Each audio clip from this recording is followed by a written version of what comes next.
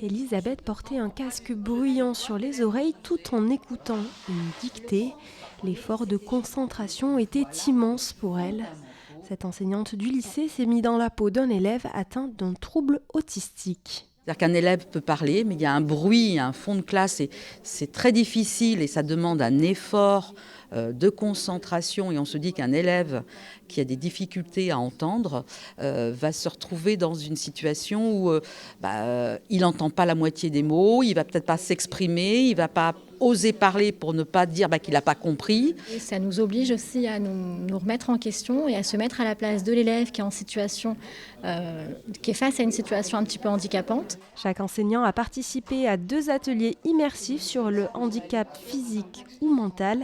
Ils étaient accompagnés d'animateurs pour les guider, mais aussi pour échanger sur leurs pratiques.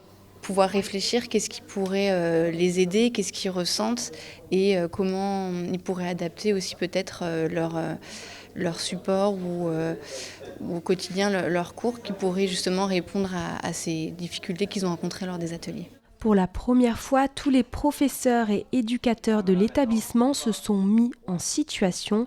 Ils étaient en fauteuil roulant ou avec des casques de réalité virtuelle. Une opération XXL pour créer un établissement plus inclusif des handicaps. Prendre en charge les jeunes dans leur situation et d'essayer de leur proposer une approche qui les rassure. Voilà. Et de faire de la situation de handicap quelque chose d'assez simple à traiter en fait. Et de mettre tout le monde, les adultes qui encadrent, les adultes qui forment et les jeunes dans une situation de confort qui va leur permettre de travailler convenablement. Dès l'année prochaine, le lycée va proposer des formations aux enseignants sur le thème de la dyslexie.